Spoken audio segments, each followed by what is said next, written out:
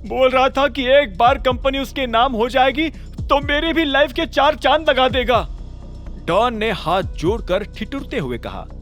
अभिनव अभी भी उसकी ओर गुस्से से घूरे जा रहा था। हालांकि उसका गुस्सा डॉन को लेकर नहीं बल्कि सनी को लेकर था। सनी के इस खुलासे को सुनकर वो अभी भी शॉक था। तो सनी ने तुझे बताया कि अनन्या और मेरे बीच अभी जो भी हो रहा है वो उसका प्लान था।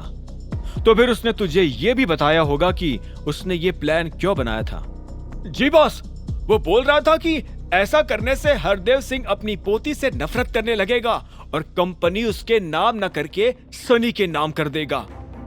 डॉन के मुंह से एक और खुलासा सुनकर अभिनव के पैरों तले जमीन खिसक गई थी। जब उसने अपने दिमाग पर जोर डालकर उस दिन को याद किया तो उसे सिर्फ इतना ही याद आ रहा था कि वैभवी के पार्टी से निकलकर वो नशे की हालत में किसी फुटपाथ पर जरूर बैठा था।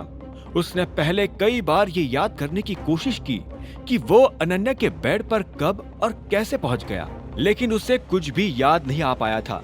और अब जाकर ही उसे ये समझ भी आ गया था कि वो क्यों कुछ याद नहीं कर पा रहा था।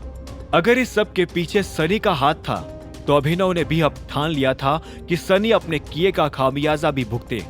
उसने अपने गुस्से को काबू करके एक गहरी सांस ली और गाड़ी से उतरते हुए कहा, ठीक है डॉन, अभी तुम जाओ, बाद में मिलते हैं। अभिनव उतरकर अपनी गाड़ी की ओर चला गया।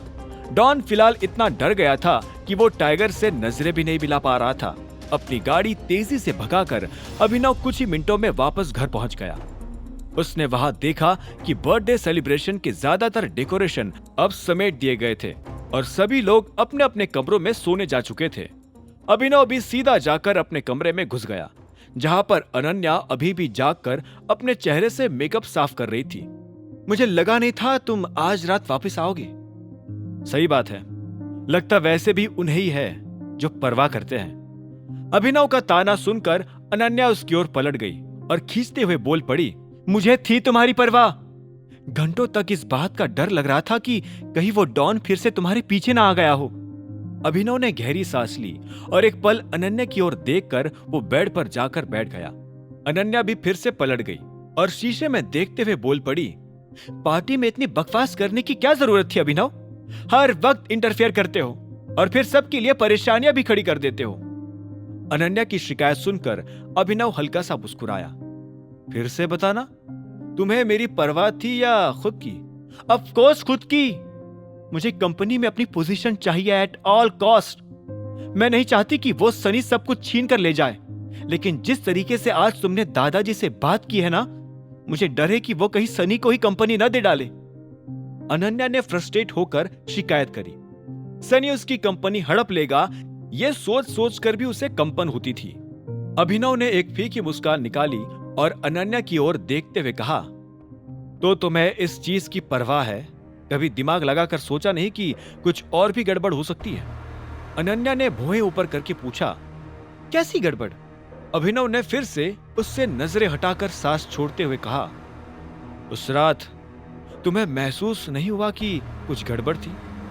तुम्हें अजीब नहीं लगा कि सुबह होते ही सनी अचानक तुम्हारे होटल के रूम में आ पहुंचा था? अभिनव के सवाल पर अनन्या ने एक पल के लिए सोचा और फिर वो भी कुछ समझ नहीं पाई।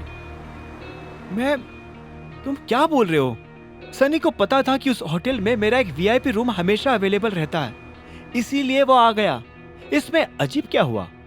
अभिनव ने ना करते हुए सिर हिलाया और कहा, तुम अब भी नहीं समझी। चलो छोड़ो, मुझे ये बताओ कि तुम्हारे दादाजी उसी समय क्यों आ गए थे रूम पर? सब कुछ एक ही टाइम पर कैसे हो गया था? बिना प्लानिंग के तो इतनी पंक्चुअलिटी पॉसिबल नहीं है ना? अभिनव अभी सनी का नाम डायरेक्टली नहीं ले रहा था। वो चाहता था कि अनन्या एक बार खुद से उस पर शक करने की कोशिश करे। हालांकि अनन्या ने हार मानकर सांस छोड़ते हुए कहा, तुम्हारी ये बातें मेरे सर के ऊपर से जा रही है, इसीलिए प्लीज चुप हो जाओ। और हाँ, अगली बार मेरे दादाजी की और कंपनी के बीच में मत आना। जो होगा वो मैं देख लूंगी। Got it? अनन्या ने अभिनव से खींचते हुए कहा। Alright then. अभिनव उठकर बाथरूम की ओर जाने लगा। बस एक बात और कहूंगा, तुम फिलहाल इतनी जल्दबाजी में हो कि फ्यूचर के बारे में भी सोच नहीं रही हो। अगर लड़कर झगड़कर एक बार को कंपनी में पोजीशन मिल भी गई तो क्या गारंटी है कि तुम्हारा वो दादा हरदेव आगे कुछ खेल नहीं खेलेगा? हो सकता है हरदेव सिंह जी तुम्हें शांत करने के लिए कुछ महीनों तक कंपनी तुम्हें दे दे और फिर वापस छीन कर सनी को दे डाले। अभिनव की बात सुनते ही अनन्या गुस्से में अपनी जगह से खड़ी हो गई। उसे समझ नहीं आया कि वो इस बात का क्या जवाब दे। अनन्या अभिनव के इस अनुमान पर अब क्या जवाब देने वाली थी?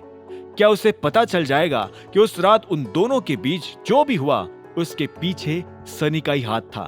अगली सुबह सिंह परिवार डाइनिंग टेबल पर क्या चर्चा करने वाला था? क्या वो अभिनव को डाइनिंग टेबल पर बैठने देंगे या फिर उसे घर से बाहर निकाल देंगे? क्या होंगे इन सभी सवालों के जवाब? जानने के लिए सुनते रहिए आगे की कहानी जानने के लिए देखें अगला एपिसोड सिर्फ पॉकेट एफएम के यूट्यूब चैनल पर और द रिटर्न ऑफ टाइगर के सारे एपिसोड्स को सुनने के लिए डिस्क्रिप्शन में दी लिंक से डाउनलोड करें पॉकेट एफएम ऐप।